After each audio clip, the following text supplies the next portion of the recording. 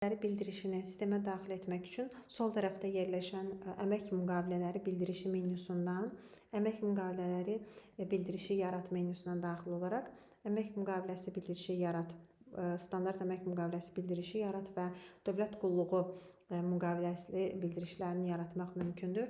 Bu bölmədə dövlət qulluğu staj müddətinə müqavilə bildirişi yaratmaq, dövlət qulluğu sınaq müddətinə müqavilə bildirişi yaratmaq və dövlət qulluğu daimi müqavilə bildirişi yaratmaq mümkündür. Hazırda standart müqavilə bildirişi yaradılacaqdır. Müqavilə bildirişi yarat düyməsinə kliklədikdən sonra biz bu bölmədə hər hansı bir boş ştatlardan birini seçərək müvafiq xanaya fərdi identifikasiya işə götürəcəyimiz şəxsin fərdi identifikasiya kodunu daxil etdikdən sonra axtarış edərək biz məlumatları əldə edə bilərik və aşağı bölmədə bu tamamilə işə götürənin öhdəliyinə buraxılmışdır. Bu bölmədə hər hansı bir zərurilik yoxdur və məlumat xarakterli işə götürən bu bölmələri doldura bilər. Əlavə et düyməsinə klik edərək artıq növbəti mərhələyə keçid almış oluruq. Bu bölmədə vətəndaşla bağlı köhnə müqavilələr, əlillik məlumatlarını və işə götürən tərəfindən yaradılmış müqavilə şablonlarını görə bilərik. Köhnə müqavilələr düyməsinə klik etdikdə vətəndaşın köhnə xitam olunmuş müqavilələrlə bağlı məlumatları əldə edə bilərik. Tarixi, qurumun adını, struktur bölməsi, vəzifəsi, işə başlama tarixi, xitam tarixi və xitam səbəbini görmək mümkündür. Növbəti mərhələdə vətəndaşla bağlı təhsil məlumatlarını sistemə əlavə olunmalıdır. Əgər hər hansı bir servisdən gələn bir məlumatda problem yaranarsa, təhsillə bağlı bu zaman yenisinə əlavə et düyməsinə klik edərək hər hansı bir təhsil səviyyəsi seçilir və müvafiq xanalar doldurulduqdan sonra məlumat əlavə et düyməsindən istifadə edərək biz yeni bir təhsil məlumatını sistemə əlavə edə bilərik. Qeyd etmək lazımdır ki, növbəti mərhələ iş məlumatlarıdır. Bu bölmədə iş yerinin əsas və ya əlavə olunması ilə bağlı məlumatlar sistemə daxil olunmalıdır. Faktiki iş ünvanı sistemə daxil olunmalıdır və irəli düyməsinə klik edərək biz digər məlumatları da sistemə daxil etməliyik. Növbəti mərhələ əmək müqaviləsinin müddəti ilə bağlıdır. Bu bölmədə müvafiq xanalar doldurulmalıdır. Müvafiq xanalar doldurulduqdan sonra müddətlə bağlı məlumatları biz xananın aşağı bölməsində əldə edə bilərik. Və bundan əlavə sistemdə bənd əlavə et funksiyalarını biz görə biləcəyik.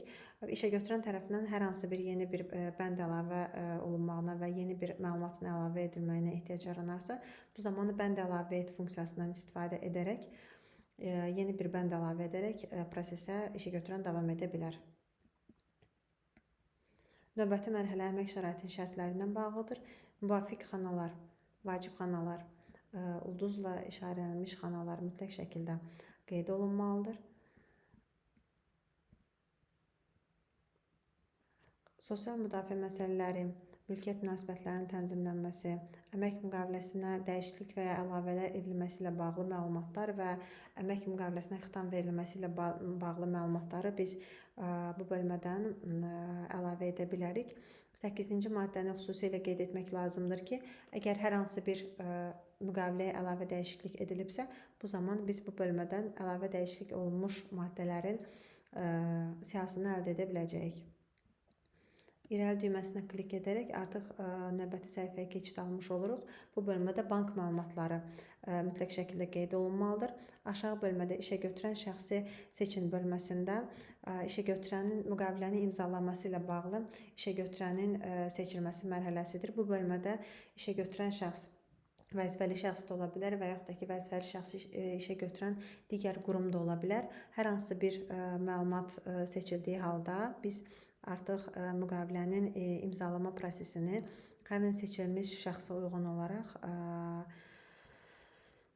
istifadə edəcəyik. Və hazırda vəzifəli şəxsi qeyd edərək irəli düyməsindən istifadə edirik və məlumatların doğruluğunu yoxlamaq üçün bizə hazır müqavilə şablonu və yaratdığımız məlumatları ekranda görə biləcəyik.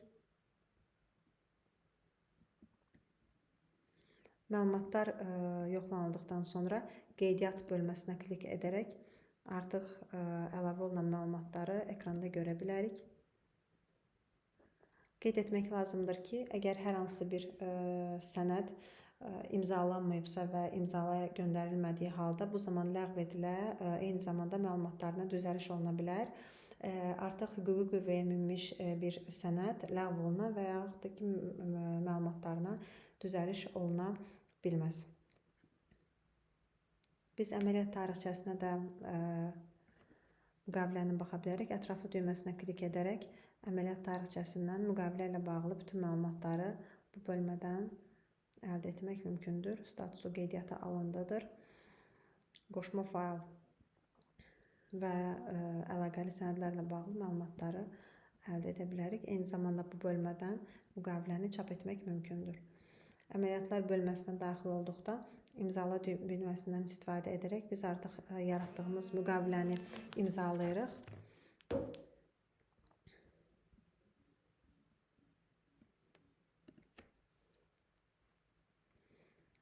Müqavilə asan imza və yaxud da ki, elektron imza vasitəsilə imzalanacaqdır.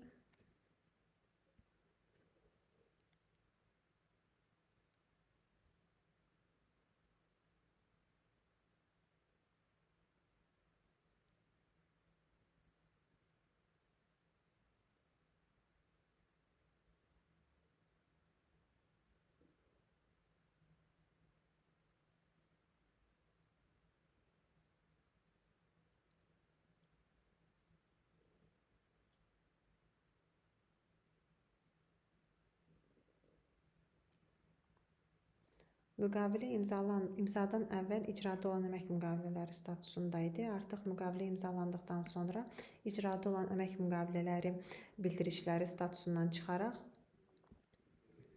qüvvədə olan əmək müqavilələri bildirişlərində öz əksini tapacaqdır.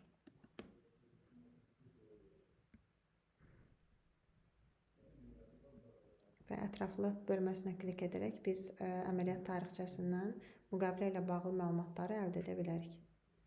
Qeydiyyata alındı, imzalandı və hal-hazırda müqavilə qüvvədədir. Nəzərinizə çatdırmaq istərdim ki, hər hansı bir müqaviləyə əlavə dəyişiklik etmək üçün əməliyyatlar bölməsinə klik edərək biz əmək müqaviləsinə dəyişiklik et funksiyasından istifadə edərək yaratdığımız müqaviləyə hər hansı bir əlavə dəyişiklik edə bilərik. Bu zaman əlavə dəyişiklik tarixini biz mütləq şəkildə cari tarix olaraq qeyd etməliyik. Bu bölmə cari tarix və yaxud da ki, növbəti tarix olaraq mütləq şəkildə qeyd olunmalıdır. Əgər müqavilə növbəti tarixlərə imzalanıbsa, bu zaman müqavilə artıq qüvvəyə minəcək statusunda olur. Bunu da biz əmək müqavilələri bildirişi bölməsindən, əmək müqavilələri bildirişin registri bölməsindən əldə edə bilərik. Artıq yaratdığımız müqavilə hər hansı bir dəyişiklik etdiyimiz zaman hal-hazırda yaradılan müqavilə, yəni əlavə dəyişiklik edilən müqavilə qüvvəyə minəcəkdir. Bir əvvəlki müqavilə artıq qüvvədən salınmış hesab olunacaqdır.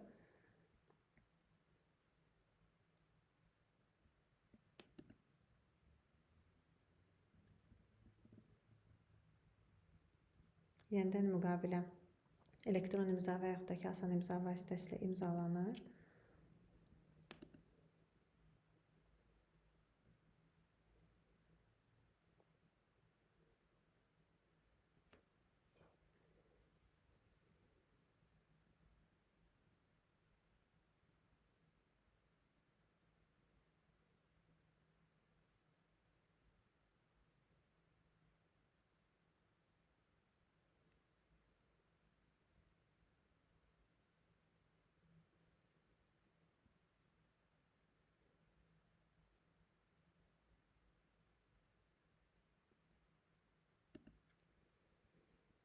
Artıq hazırda imzalanan müqavilə bildirişi, əmək müqavilələri bildirişi reyestrində qüvvədə olan əmək müqavilələri bildirişində öz əksini tapacaqdır. Göründüyü kimi müqavilənin biz işçinin əmək haqqında dəyişiklik etmişdik və hal-hazırda müqavilənin növü dəyişdirilmişdir. Biz əvvəlki müqavilənin statusunu isə qüvvədən düşən əmək müqavilələri bildirişi bölməsində görə bilərik. Bu bölmədə filtrdən istifadə edərək müqavilənin statusunda qüvvədən salınmış statuslar bölməsini axtarış edirik. Artıq bir əvvəlki müqaviləni görmək mümkündür. Və yoxlanışı da sənədin nömrəsi ilə etmək mümkün olacaqdır.